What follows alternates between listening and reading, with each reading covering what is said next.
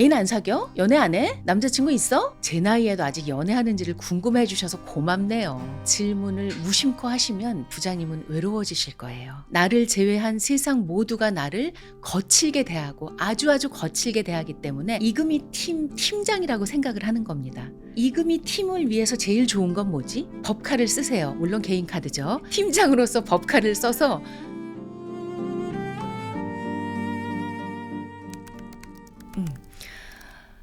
실제로 그런 사례를 제가 들은 적이 있어요.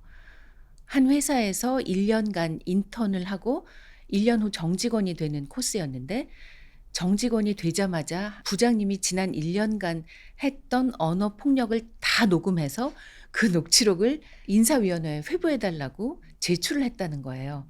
근데 다 살펴봤는데 우리 때는 크게 문제되지 않았. 야, 이거밖에 못해? 라는 게 언어 폭력으로 느껴졌다는 겁니다. 저희 때는 친한 후배랑은 반말을 했습니다. 그랬어? 야, 밥 먹으러 가자. 야.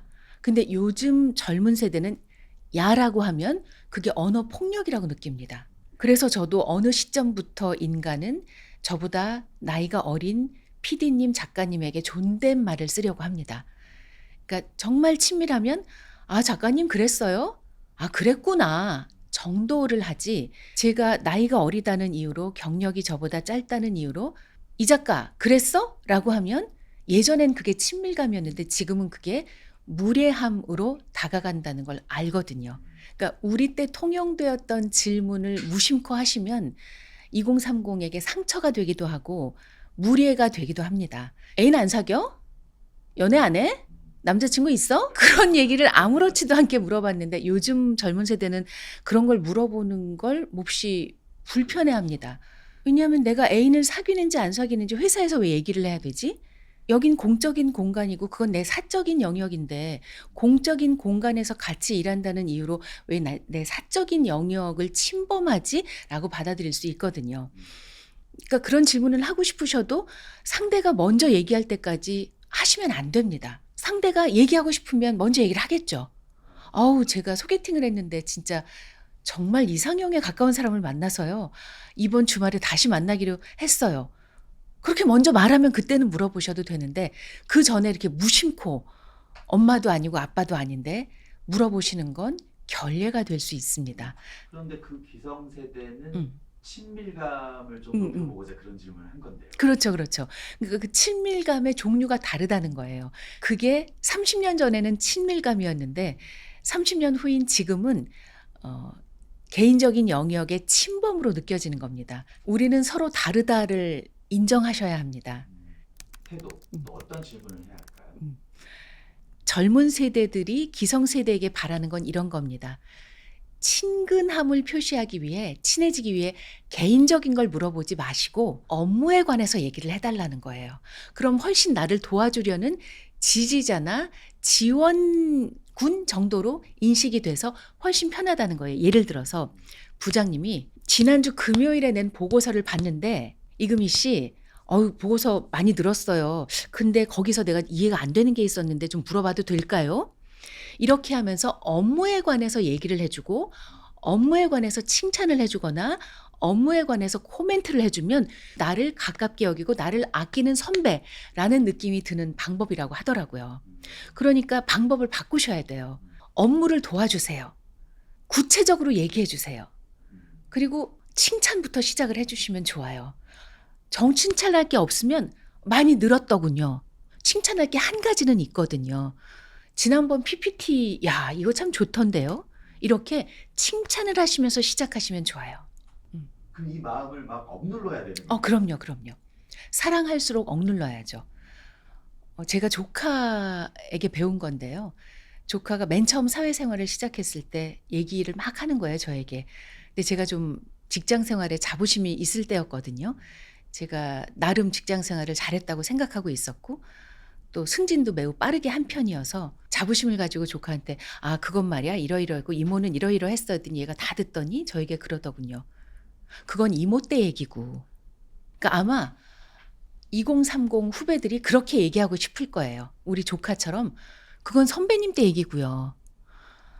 그리고 실상 조언할 게 많지 않기도 해요. 왜냐하면 지금 젊은 세대는 기성세대보다 AI를 비롯한 스마트 기기 활용률이 훨씬 높습니다. 우리가 지식과 경험이라고 축적해 온 것들을 AI는 뛰어넘기도 하죠. 내가 얘기해 주는 것보다 AI와 소통하는 걸 훨씬 편하게 여기고 그로부터 많은 것들을 습득하기도 합니다. 그러니까 실상 내가 해주는 얘기가 도움이 되지 않는 경우도 많아요. 그리고 진짜 그 후배를 아낀다면 그 후배가 스스로 경험해 보고 도움을 요청할 때까지 기다려 주셔야 합니다. 이건 뭐와 같냐면 딸이나 아들이 마음에 들지 않는 남자친구나 여자친구를 사귀어요. 그럼 엄마 아빠는 내 딸이나 내 아들이 상처받을 것 같으니까 도시락 싸들고 말리고 싶겠죠. 하지만 그러면 그럴수록 반발심만 생긴다는 것도 압니다. 그럴 때 엄마 아빠가 해줘야 하는 건 얘기를 들어주는 거, 그리고 만에 하나 시련을 겪었을 때 위로해주고 상처받지 않도록, 상처를 덜 받도록 가족의 울타리에서 따뜻하게 안아주고 새살이 돋아나도록 도와주는 것뿐입니다. 업무도 마찬가지라고 생각합니다. 그 후배가 그 업무를 해나갈 때 차라리 자료를 주세요. 이게 도움이 될지 모르겠는데 내가 비슷한 걸 해봤을 때 이 자료가 있네요. 도움이 되면 쓰세요. 알아서 하게 해주시고 물어볼 때 답변을 해주시고 성공하면 축하해 주시고 만약 실패하면 커피 한 잔 사주세요. 아유, 난 참 좋았는데 참 우리 본부장님은 더 좀 생각이 크셨나 보네요. 이거 해주시면 다음번에 그 후배가 다른 프로젝트를 할 때 선배님부터 찾아옵니다. 이런 댓글이 달릴 것 같아요. 그건 나도 안다. 그게 안 되는 걸 어떡하냐. 그게 안 되시죠? 당연해요. 부장님 세대는 그렇게 겪어오지 않으셨으니까. 부장님 세대는 A부터 G까지 다 선배들이 가르쳐 주셨고 우리 때는 도제식으로 배운 경우가 많았거든요. 근데 지금은 그 방식 자체가 달라졌습니다. 부장님이 안 되시면 죄송한데 부장님은 외로워지실 거예요. 부장님이 계속 충조평판을 하시면 부장님 곁에 아무도 오지 않으려고 하실 거예요. 부장님 죄송한데 선택을 하셔야 해요. 꾹 참고 기다려줘서 후배들이 찾아오는 선배가 될 것인지, 참지 못하고 먼저 얘기를 해서 후배들이 떠나는 선배가 될 것인지를 부장님이 선택하실 수 있습니다. 그리고 선택의 결과는 부장님이 역시 책임지시는 겁니다. 제가 공감에 관하여를 냈더니 제 주변은 다 4050이잖아요. 다 하는 얘기가 우리가 더 힘들어. 4050이 지금 낀 세대야. 알잖아. 선배님, 다음번에는 4050을 위한 책을 쓰실 거죠? 우리를 위한 책도 써주세요. 이런 얘기를 대부분 제 주변에서 하세요. 그래서 제가 그분들에게 늘 드리는 말씀은 저도 50 막바지인데 왜 제가 4050이 힘든 걸 모르겠어요. IMF라는 정말 국가적인 부도 위기의 상황에서 젊은 시절을 보냈고 그때 취업됐다가도 취소되고 이런 일도 많았고요. 정말 회사가 넘어가고 뭐 개인 파산하고 엄청난 일들을 다 겪었죠. 하지만 그럼에도 왜 기성세대가 젊은 세대를 이해해야 하냐면 어른들이 이런 얘기 하시잖아요. 넌 늙어봤냐? 난 젊어봤다. 이런 얘기 하시듯이 우리는 젊은 시절을 겪어봤지만 젊은 세대는 우리처럼 나이 들어본 적이 없어서 이해의 폭이 좁을 수밖에 없습니다. 그래서 이해의 폭이 조금이라도 넓은 우리가 먼저 이해를 해야 한다는 뜻이고요. 우리는 혼자 살아갈 수 없거든요. 아무리 훌륭한 선수도 팀보다 훌륭하진 않습니다. 이건 팀 플레이를 하는 모든 야구, 축구, 모든 경기에서 아주 오래전부터 내려오던 격언 같은 거예요. 아무리 뛰어난 선수도 팀보다 뛰어나진 못해요. 즉 나는 팀의 일원이고 내가 리더를 할지라도 나는 팀의 일원일 뿐이에요. 그래서 이 팀을 이끌어 가셔야 합니다. 그게 쉽진 않으시겠죠. 하지만 꾹 참고 노력하고 애쓰다 보면 시간이 갈수록 부장님에게, 선배님에게 유리한 상황이 전개됩니다. 부장님이 초기에 꼭 참고 보고서를 확인해 주시고 발표하는 걸 점검을 해 주신 후배는 그 다음부터 보고서를 쓰거나 발표 준비할 때 자신의 눈으로 하는 게 아니라 부장님의 눈으로 합니다. 부장님은 또 하나의 부장님을 갖게 되신 거예요. 초기에 그렇게 애써주신 덕분에 뒤로 갈수록 더 이상 손댈 필요가 없는 훌륭한 보고서를 쓰는 또 하나의 부장님을 갖게 되시는 겁니다. 처음이 중요합니다. 제가 라디오 생방송 사랑하기 좋은 날 이금입니다를 진행하는데 지난주에 어떤 분이 이런 사연을 보내셨어요. 어떡하죠? 제가 인생 멘토로 여겼던 부장님이 퇴직을 하세요. 저는 이 부장님이 없는데 어떻게 회사 생활을 할 수 있을지 모르겠어요. 제가 15년 동안 회사 생활을 잘해올 수 있었던 건 부장님 덕분인데 정말 정년퇴직을 축하드린다고 말씀드리고 싶고 저는 어떻게 지내야 하는지 모르겠다고도 말씀드리고 싶어요. 이런 후배가 생깁니다. 퇴직하신 후에도 후배가 먼저 연락해서 부장님, 아니 이제 선배님, 시간 많으시죠? 밥 좀 사주세요. 이런 연락이 옵니다. 반대의 경우는 말씀드리지 않겠습니다. AI 시대에 이제 질문의 시대다. 사람들이 어떻게 하면 질문을 잘할 수 있냐. 몇 가지가 있겠죠. 첫 번째는 고민을 해본다. 어떤 질문을 해야 좋은 답이 나올까? 그게 가장 기본이 될 것이고, 두 번째는 역지사지를 해본다. 내가 저 사람이라면 어떤 답을 할까? 물론 그 전에 공부를 많이 해야죠. 그 사람이 어떤 생을 살았고 우리 프로그램에서 어떤 내용을 얘기해 줄 수 있는지를 알고 질문을 해야 하는 거니까요. 공부를 많이 해야 하고 그다음 이제 역지사지를 해보는 게 중요할 것 같고요. 세 번째는 인터뷰에 관한 책마다 나오는 것인데요.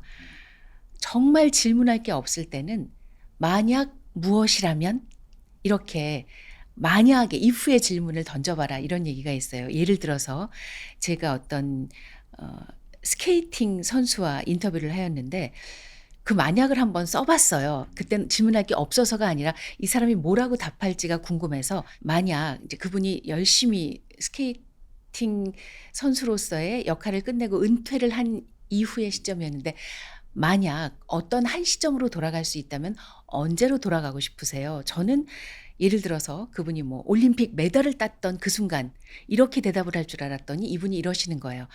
맨 처음 스케이트를 신었을 때로요. 음. 그건 수십 년 전으로 거슬러 올라가서 다시 그 힘든 고난의 수십 년을 걸어오겠다는 뜻이잖아요. 동시에 그만큼 내가 스케이팅을 정말 좋아한다. 라는 뜻이기도 해서 만약 질문이 진짜 효과를 발휘했던 기억이 있습니다. 이 세 가지 정도 말씀드릴 수 있겠습니다. 잘 대응하려면 어떻게 해야 돼요? 개인적인 질문을 받았을 때 개인적으로 답변하면 감정이 들어가기 때문에 서로 불편해지기 쉽거든요. 그럴 때는 두 가지인데요. 하나는 개인적인 이야기를 하지 말고 보편적인 이야기를 하시면 좋아요. 부장님, 저희 세대는 그런 질문을 잘 안 해요. 그런 질문을 받는 걸 어려워하고 그런 질문에 답변하는 것도 쉽지 않아요. 궁금하셔도 그냥 얘기할 때까지 기다려 주시는 게 좋아요. 저도 저희 세대거든요. 그런 질문이 쉽지 않아요. 이렇게 보편적으로 풀어가면 개인적인 감정이 들어가지 않죠. 두 번째는 정말 무례한 질문을 받을 수 있거든요. 제가 그럴 때 잘못했던 건 애매하게 웃고 넘겼던 경험입니다. 저희가 젊은 시절에는 이게 시대의 영향이라는 게 좀 있는데요. 그럴 때 불쾌하다고 표시하면 제가 좀 모난 사람으로 여겨지는 분위기였어요. 그래서 그때는 그러지 못했는데 지금 생각해 보니 그랬어야 했다고 후회하는 거고요. 그래서 요즘 젊은이들에게는 정말 무례하고 불편한 질문을 받았을 땐 애매하게 웃지 마시고 정색을 하셔도 됩니다. 그래야 그분이 이런 질문은 불쾌한 거구나. 다른 사람에게 하면 안 되겠네. 내가 사과를 해야겠구나를 아실 수 있어요. 그래서 애매하게 웃지 마세요. 애매하게 웃는 건 동의하는 거거든요. 동의해 주지 마세요. 그런 질문에 동조해 주지 마세요. 정색을 하셔도 됩니다.